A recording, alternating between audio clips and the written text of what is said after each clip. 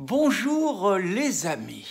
Il est difficile quand on se dit républicain, quand on se dit laïque, quand on se dit respectueux des institutions de son pays, de justifier les sifflets qui ont marqué hier le passage d'Emmanuel Macron lors de la commémoration des fêtes du 14 juillet.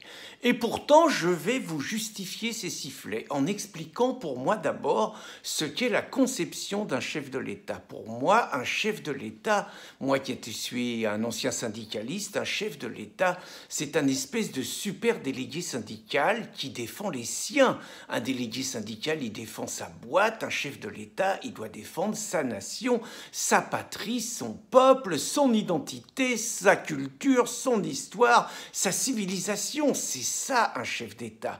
Un chef d'État, bien évidemment, c'est le formidable Vladimir Poutine. Un chef d'État, c'est Donald Trump. Un chef d'État, même s'il n'en a pas la fonction, c'est Matteo Salvini. Un chef d'État, c'est Viktor Orban. Un chef d'État, c'est Jair Bolsonaro. Un chef d'État, c'est ces gens qui sont élus au service justement des leurs. Ça pourrait être un élu du Rassemblement national, Nicolas Dupont-Aignan, ça pourrait être des personnes de cette envergure. Et je n'ai pas d'illusion, je sais que des personnes de cette envergure pourraient être sifflées par des gauchistes qui leur reprocheraient justement de défendre la nation, la souveraineté, la patrie contre le mondialisme, contre l'internationalisme, contre l'universalisme. Et des gens comme ça, s'ils sifflaient un chef d'État de cette envergure et de cette vision de leur mission, un jour comme le 14 juillet, je réclamerais sans le moindre état d'âme la répression la plus féroce et la plus impitoyable contre eux parce que justement, ils violeraient quelque chose de sacré. Ce qui s'est passé hier au niveau de Macron, c'est pas ça du tout. Parce que justement, Macron, c'est le contraire d'un chef d'État avec cette mission. Macron, c'est le délégué syndical qui trahit les ouvriers de sa boîte. Macron, c'est le chef d'État qui trahit quotidiennement les Français. Il me fait penser, je viendrai naturellement sur le football et sur l'Algérie, il me fait penser à ces arbitres de football que j'ai connus dans des matchs, on va dire, de petit niveau. Quand il n'y a pas un arbitre officiel, vous avez un tirage au sort. Et naturellement, le tirage au sort, c'est un dirigeant de club qui arbitre. Vous pouvez être sûr que 9 fois sur 10, le dirigeant de l'équipe adverse, si c'est lui qui est choisi, il va vous enfler, pardon pour l'expression, tout au long du match au service de son équipe. Macron, c'est ça, tout ce qui lui, c'est contre les Français, depuis le début. Alors bon, vous avez vu encore hier, qu'est-ce que vous voulez ajouter sur les débordements, ce qu'on appelle ça, sur les démonstrations de force et de guerre civile, moi j'appellerais ça comme ça, des supporters algériens. Qu'est-ce que vous voulez ajouter? On est dans la continuité. Qu'est-ce que vous voulez ajouter au Panthéon, attaqué la semaine dernière dans l'indifférence générale, avec service minimum, les manifestations continuent et tout? Tout ce qui sert à humilier la France, et ce n'est pas un hasard, Macron le couvre. Tout ce qui sert à blesser les Français, tout ce qui sert à leur montrer que leur pays n'est plus rien et que c'est de la merde, Macron est derrière. Et on est dans la continuité. On est dans la continuité d'un mec qui, à Alger, c'est pas un hasard, un mec qui, à Alger, osait accuser l'armée française de crimes contre l'humanité, alors que les véritables actes de barbarie les plus marquants, les plus féroces, les plus inhumains ont été le fait du FLN et de l'ALN contre des Algériens et également contre des Français qui sont tombés dans leurs mains. Macron, c'est la continuité de l'art français, il ne l'a jamais vu, ça n'existe pas, la culture française, ça n'existe pas.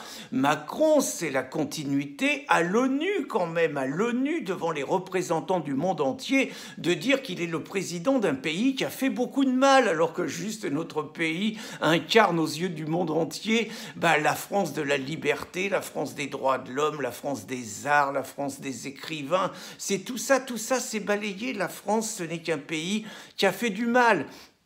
Et Macron, il est exactement dans son rôle quand il ponctionne les retraités pour leur faire casquer la transition écolo qui ne sert qu'à une chose, c'est masquer le vrai problème, l'invasion migratoire. Macron, il est dans son rôle de destruction de la France quand il nous impose ces éoliennes pourries qui défigurent notre paysage et remplissent les poches par ailleurs des entrepreneurs privés écolos.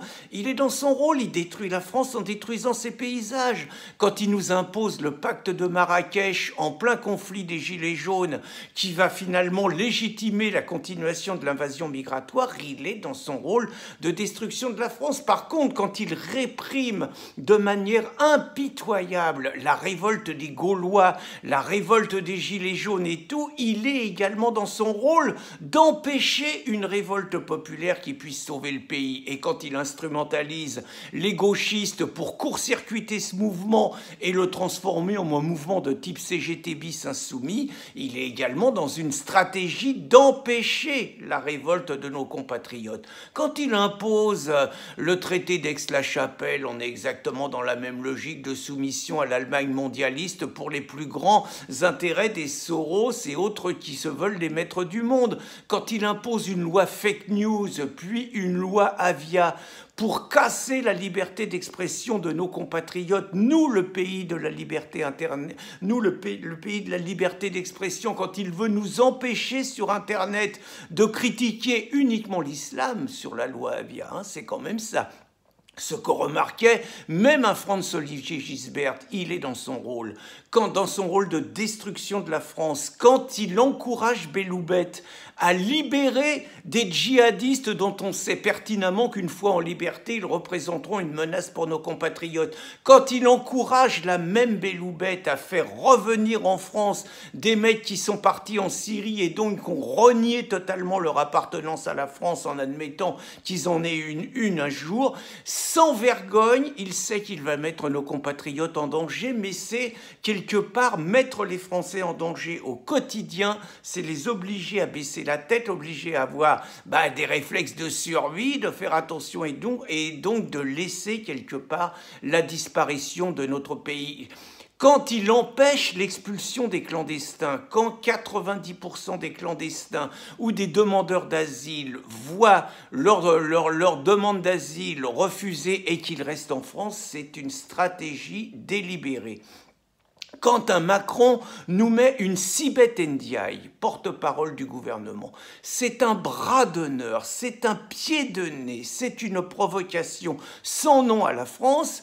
Et d'ailleurs, la Sibeth Ndiaye qui s'habillait à l'européenne et qui n'avait pas des coiffures africaines, dès qu'elle a été nommée, vous avez remarqué, c'est l'affirmation de l'Afrique, comme si on voulait dire que dorénavant, la France n'est plus française, mais qu'elle est de plus en plus africaine, quand naturellement la loi de 1905, même si on ne le dit pas ainsi, pour ne pas froisser les francs-maçons par ailleurs d'une discrétion criminelle sur toutes ces attaques, se voit remise en cause pour faire des accommodements raisonnables avec l'islam, c'est également une trahison de la France et de son histoire. Quand ce mec condamne nos enfants et petits-enfants à devenir minoritaires sur leur propre sol dans quelques décennies, quand dans nos écoles aujourd'hui, nos enfants n'apprennent plus rien et quelque part sont contents quand ils s'en sortent à peu près indemnes en étant minoritaires dans de nombreuses classes, c'est également un travail de destruction méthodique.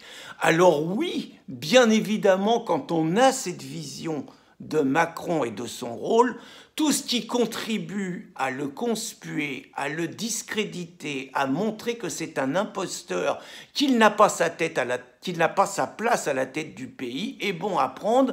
Et en ce sens, les sifflets, s'ils sont patriotes, s'ils sont souverainistes, s'ils sont identitaires, sont des sifflets de résistance face à un mec qui est un traître, qui est là pour vendre son pays, pour le trahir, et qui, en temps de guerre, méritera le sort réservé aux traîtres, pour reprendre une célèbre citation de Clémenceau. Bonne journée les amis.